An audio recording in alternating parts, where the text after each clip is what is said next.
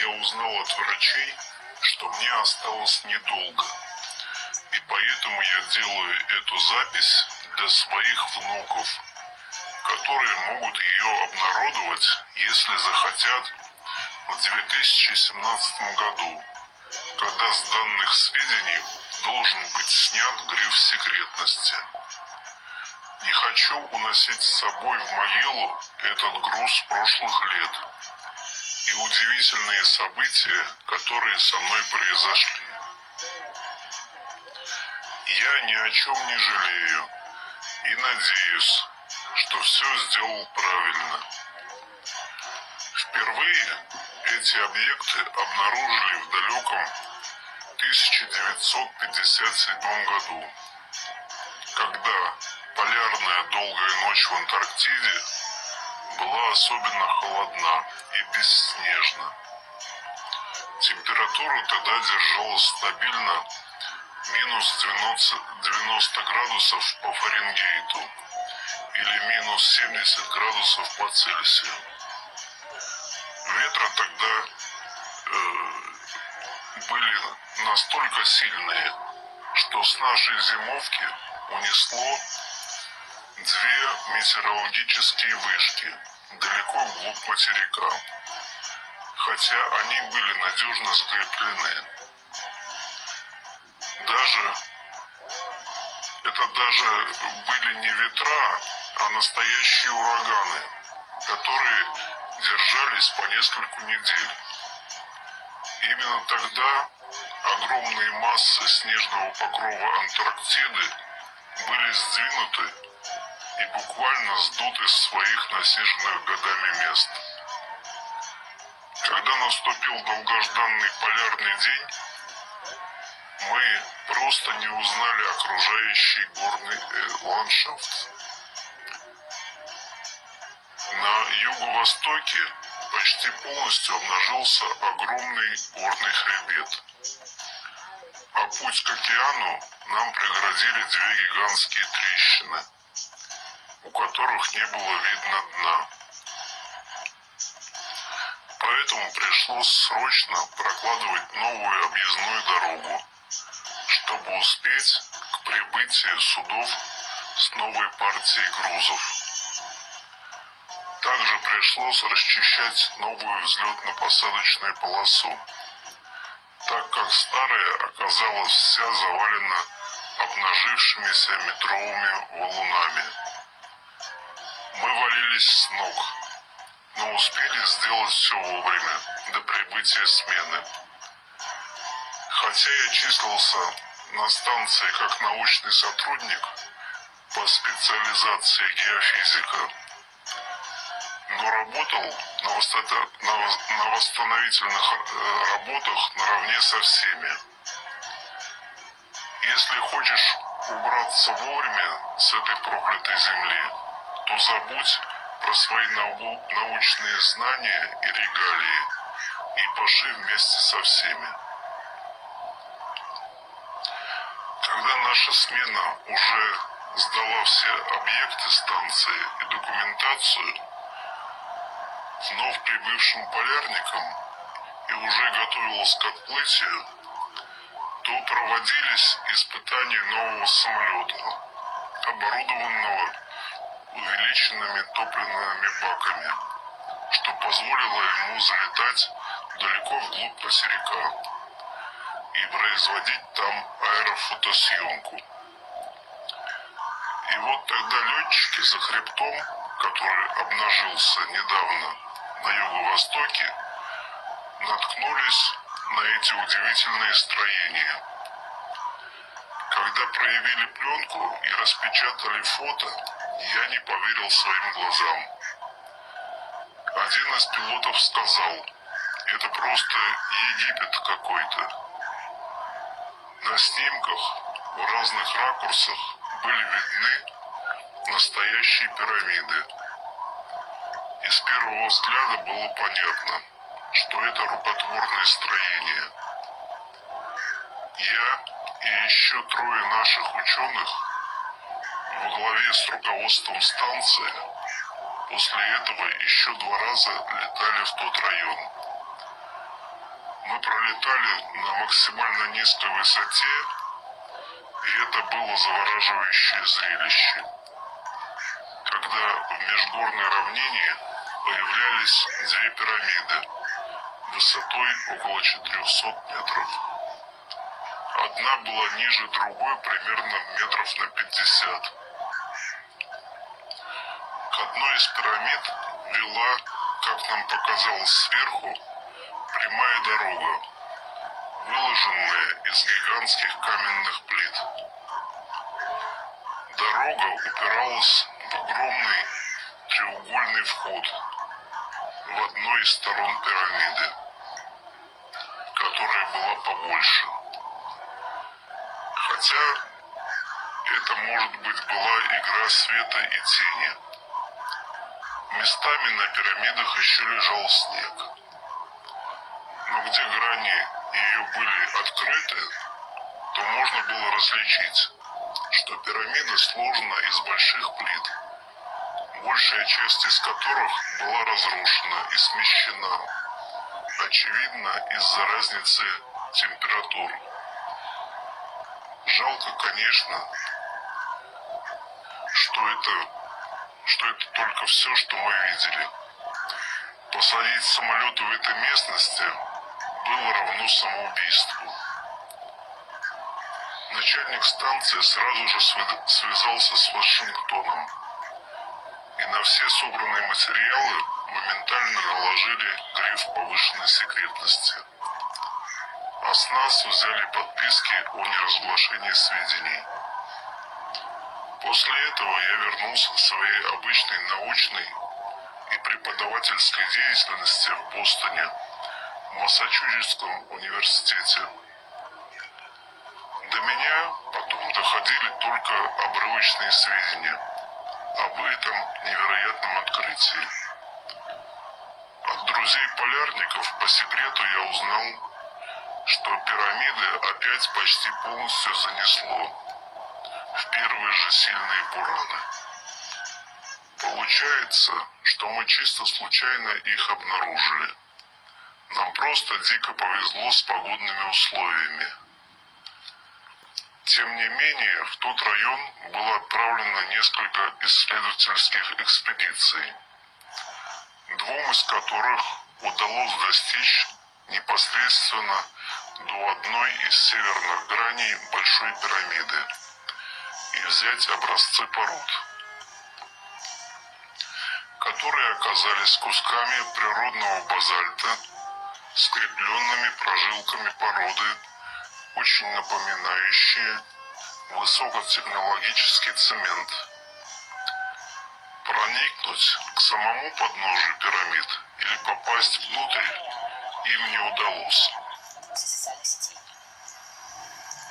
В 1975 году меня вызвали в Центральное разведывательное управление ЦРУ.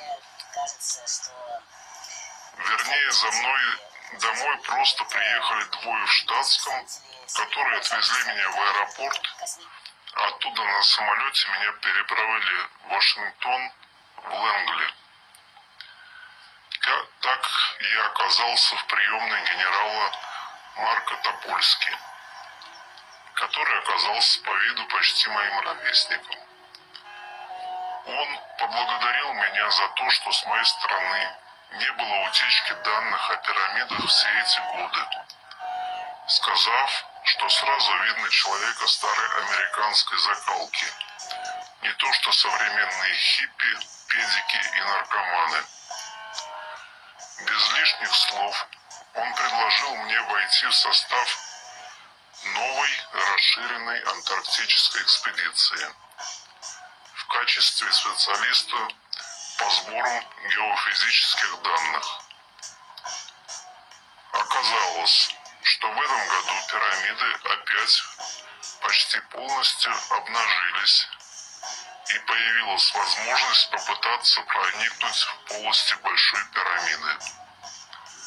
Оказалось, что большая группа военного и технического персонала уже вовсю работает там с самой современной горнопроходческим оборудованием бурильными установками горизонтальной направленности.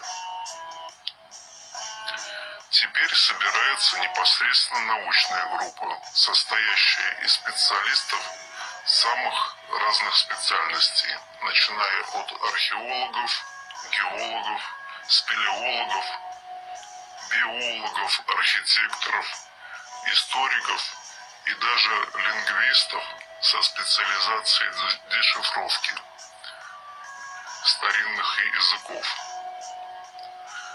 На случай, если будут обнаружены какие-либо письмена. Я с радостью согласился, и меня опять заставили подписать целую кучу всяких бумаг о неразглашении. Потом было 2 инструктажа по научной и военной тематике, а также медосмотр, который я с трудом прошел. Оказывается, у меня уже начало барахлить сердце, и теперь мне придется бросить курить, отказаться от кофе и утреннего виски. Но тем не менее, уже 20 мая я сидел на борту военного грузового самолета ВВС США, который вылетал после последней дозаправки в Аргентине и брал курс непосредственно на Антарктиду. По прибытию я не узнал нашу станцию, которая полностью преобразилась с 1957 года, когда я тут был последний раз. Уже через неделю нашу научную группу на 4 военных вертолетах доставили в район Нового Египта. Такое название получила эта местность за прошедшие годы. Все спешили, так как по оценкам синоптиков хорошая погода продержится только до середины июня. А потом ожидается волна снежных затяжных циклонов. Мы приземлились с восточной стороны Большой пирамиды, где был разбит основной лагерь. К нашему прибытию горнопроходчикам удалось почти полностью расчистить и укрепить засыпанный проход в пирамиду. И теперь там работали специалисты-спелеологи на предмет безопасности дальнейших проходов. Вход в пирамиду был высотой около 20 метров в виде треугольной арки, по краям которой в скальной породе можно было различить рисунки или, скорее всего, письмена и иероглифы, стертые от времени и напоминающие письменность индейцев майя. Хотя я не специалист в этом вопросе. Лингвисты сразу же приступили к работе по дешифровке, а моя группа начала осмотр, изучение и сканирование внешних граней пирамид. Уже после ужина на общем собрании нам было доложено, что за основным проходом обнаружена разветвленная сеть переходов, уходящих в толщу пирамиды и вглубь земли. Было обнаружено множество комнат и залов, большинство из которых закрыто плитами. Также был обнаружен подземный переход в Малую пирамиду, которая оказалась полой внутри и представляла собой огромный зал. Далеко в глубине пирамиды мне побывать не удалось. Мою группу допустили только в несколько уже пустых помещений, где мы сделали полевые замеры и взяли образцы пород со стен. А вот люди в военной форме в спешном порядке сновали по всем переходам. Как мне сказали коллеги, которые могли побывать дальше нашего, большинство залов были буквально забиты различными непонятными артефактами, многие из которых имеют явный техногенный характер. Военные в спешном порядке упаковывали все найденные артефакты в огромные ящики, которые грузовые вертолеты непрерывно увозили к побережью, а там перегружали на военные грузовые самолеты. Спешка была понятна. Надвигалась буря, и проходы к пирамидам могло опять засыпать на долгие годы. Помимо этого, о находке якобы узнали русские, и они уже подняли об этом вопрос на закрытом заседании Организации Объединенных Наций, где выразили протест на действия США. За время экспедиции я сдружился с одним военным, который оказался родом из соседнего городка, где я родился. По сути, мой земляк. Я даже знал его отца, окружного судью. В одном из разговоров после ужина, когда я отказался в его пользу своей порции виски, так как теперь почти не пил, он, подогретый лишней порцией алкоголя, поведал мне крайне интересные вещи. Теодор, так звали этого капрала, рассказал, что те, кто строил эти пирамиды, были ростом около 5 метров, о чем позволяет судить найденные останки гигантов, их предметы быта и размеры самих помещений. Судя по скелетам, это были человекоподобные существа, только большого роста. Их уже прозвали атлантами. Многое из того, что было найдено в пирамидах, имеет явный высокотехнический характер. И чтобы разобраться в назначении всех артефактов, понадобятся долгие годы. «Это инопланетяне?» – спросил я. «Нет», – ответил Теодор. «Наши специалисты считают, что это прежняя цивилизация, которая обитала до нас и погибла от какой-то мощной катастрофы, резко сменившей климат в Антарктиде. Например, в окрестностях пирамиды найдено много окаменелых стволов вековых деревьев. Но самое интересное и невероятное находится в большом зале Малой пирамиды. Там, напротив главного входа, стоят две огромные колонны из базальта до самого потолка. Расстояние между колоннами около 30 метров. И между колоннами как бы натянут огромный экран, как в кинотеатре. Только сделан этот экран будто из зеркальной воды или ртути. И вода эта не стекает, а висит в воздухе от пола до потолка и идет волнами, если до нее дотронуться. Так вот, ошарашил меня пьяный Теодор, этот экран – это настоящий портал в другой мир. Я чувствовал, что капрал мне не врет. У него практически не было чувства воображения, да и чувства юмора тоже. Я начал выспрашивать его, какой этот мир? Это параллельная вселенная или другая планета, или измерение? Нет, сказал он, это проход на другие земли, за Антарктидой. Как за Антарктидой, не понял я. Это же просто материк на Южном полюсе. Ты дурак, хоть и ученый, рассмеялся Теодор. Ты думаешь, что живешь на глобусе, который в космосе? Вам что, инструктаж не проводили? У тебя какой допуск к секретности?